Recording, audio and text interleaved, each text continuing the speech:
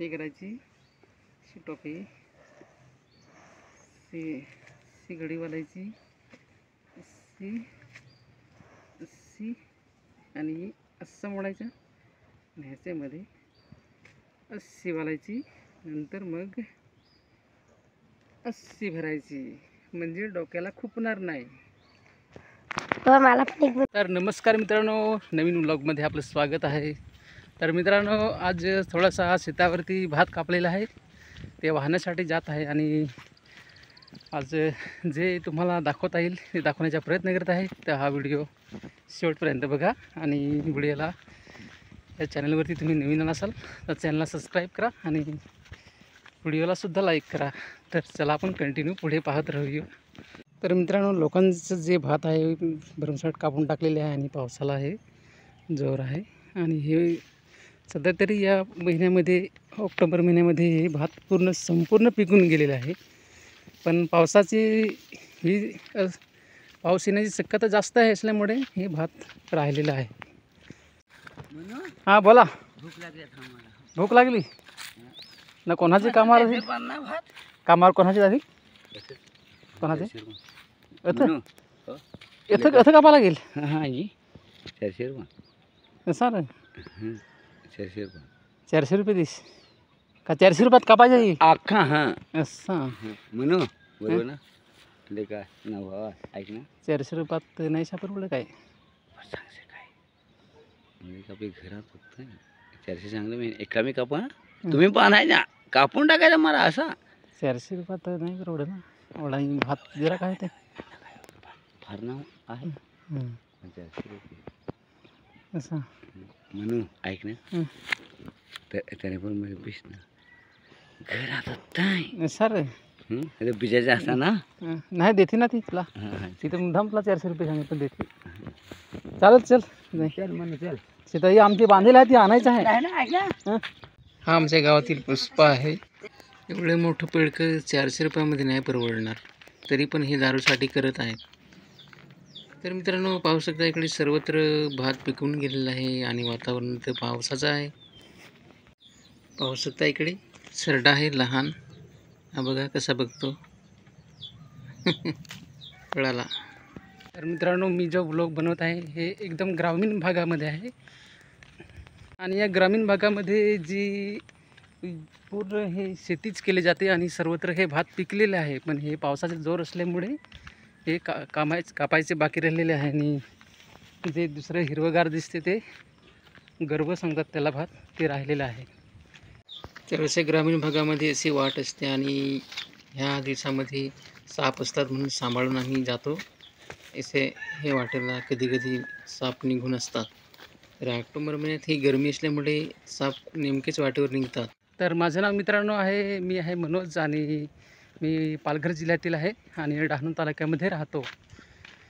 तर आमचा जो ग्रामीण भागामध्ये मी व्लॉग बनवण्याची मला खूप आवड आहे आणि अशा प्रकारे तुम्ही व्लॉग बघायला आवडतात की नाही ते नक्की कमेंट करून सांगा. आणि चालून थकल्यामुळे थोडासा आवाज इकडे तिकडे होत आहे. तर असं शेतावरती राबाच्या भोवताली अशी खुरासन ही लावतात आणि हे खुरासन तेल बियासाठी वापरतात, म्हणजे तेलासाठी वापरतात असे हे आहे. आणि हा पाहू शकता, हा बैल आपल्या कॅमेऱ्यामध्ये घेतला. पाऊस असल्यामुळे आम्ही पटापट आपटून आणि एकत्र जमा करून ठेवलेले भात आता वाहायचं आहे. काय सांगितलं लागेल ना तुला नाही उभेला तर ये हात पण उचकेल मानसिक नाही होती ही फोडी दिली घ्या ती काय तुला रग्गी दिल तर मी कामाला होऊन तर ते भाऊ मला एवढा निंबर नाही काय जेवायचा नाही ठिकाण का काही नाही ते भाताचे करता नाही. तर मित्रांनो बघा, वहिनीच रागावली. मी 24 तास ड्युटी करून येतो तरी त्याला काही नाही वाटत आणि हे पण काम करतो, एवढी झोप लागते तरी समजत नाही. तर मित्रांनो, आता आम्ही भात बांधलेला आहे, हे भारे बांधलेले आहेत आणि आम्ही आता घरी घेऊन जात आहे. तर पाहू शकता अशा प्रकारे आम्ही भारे बांधतो.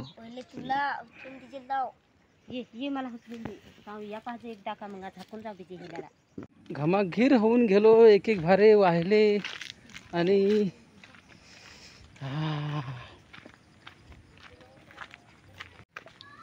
अजून तर मित्रांनो भात आहेच, ते आम्ही आणायला पुन्हा जात आहे शेतीवरती. असे आमचे 2-3 हेल होतील आणि हे आम्ही जात आहेत. ही बघा माझा मुलगा आणि बायको असे करून आम्ही जात आहेत आणि हिरवगार वातावरण आहे, खूप छान दिसते. हं.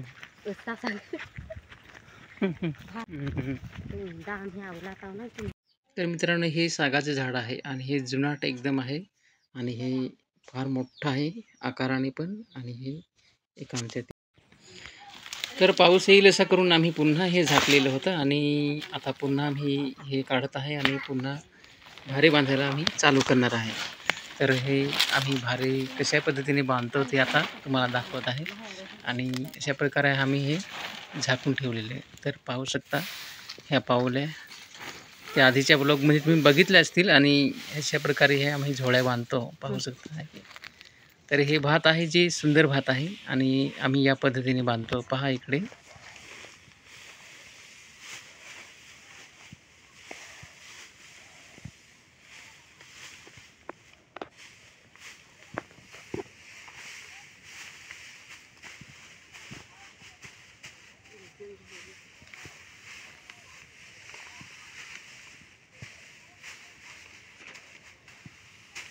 अशा प्रकारे हे बांधायचे असतात भारे.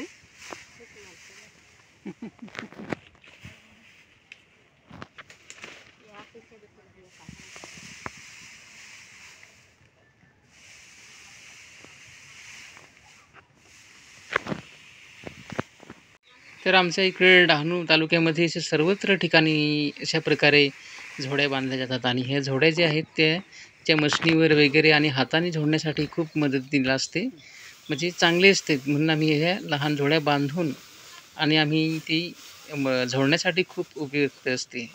म्हणून आम्ही ह्या झोड्या आमच्या सर्व ठिकाणी ह्या झोड्याच बनवल्या जातात आणि वाडा ठिकाणी या ठिकाणी तर अशी डायरेक्ट भारेच बांधतात. तर अशा प्रकारे आम्ही झोड्या बांधून आणि असे भारे बांधून आणि आम्ही घरी घेऊन जातो किंवा खळ्यामध्ये ठेवतो. तर तुम्ही पाहू शकता आम्ही अशा प्रकारे भारे बांधतो.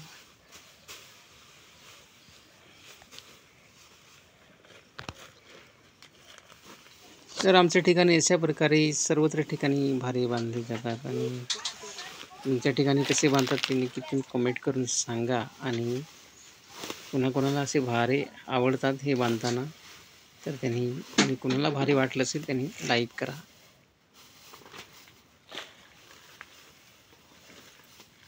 तर मित्रांनो हे आता भारे आम्हाला डोक्यावरच वाहावं लागतील आणि इथे जो शेतावर आहे तो तिथे रस्ता नाही आहे, तर ते आम्हाला आता हे भारे डोक्यावरच आम्ही वाहणार आहेत. हार तर हलके नाही का कसे गेला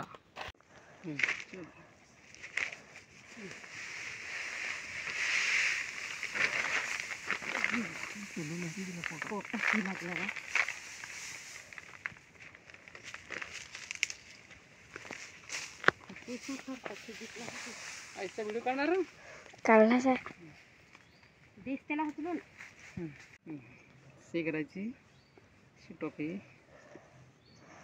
सी घडी वालायची,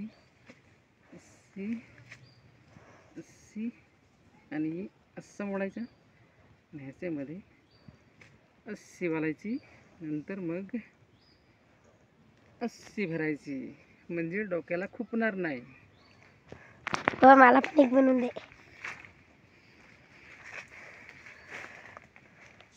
तर डोक्यावर ही भारा होण्यासाठी आम्ही अशा प्रकारे टोपी करतो, म्हणजे कानाला वगैरे कणसे लागत नाही आणि बरोबर मस्त वाहण्यासाठी एक मस्त होऊन जाते टोपी. आणि पाहू शकता तुम्ही पण करून बघा. तर अशा प्रकारे केली जाते आणि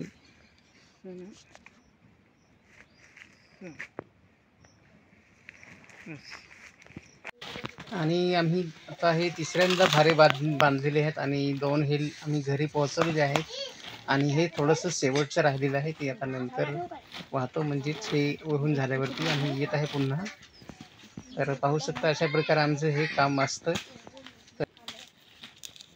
तर मित्रांनो आजचे वातावरण हे ढगाळ आहे आणि पाऊस येण्याची शक्यता आहे. तर पाहू शकता पाऊस येण्याची शक्यता खूप जास्त आहे. तर मित्रांनो छोटासा ब्लॉग मी इथे थांबवत आहे आणि आपण भेटूया पुढच्या ब्लॉगमध्ये. तर मित्रांनो हे जेव्हा जेव्हा आम्ही भात बांधतो तेव्हा तेव्हा पाणी येतं. तर अशा प्रकारे बरेच असे लोकांचे भात बाकी आहे कापण्याचे आणि पावसाला तर जोरच आहे. तर मित्रांनो हे व्हिडिओला लाईक करा आणि चॅनलवरती तुम्ही नवीन असाल तर चॅनलला सबस्क्राईब करा आणि आपण भेटूया पुढच्या ब्लॉगमध्ये. तर मित्रांनो बाय बाय. गेला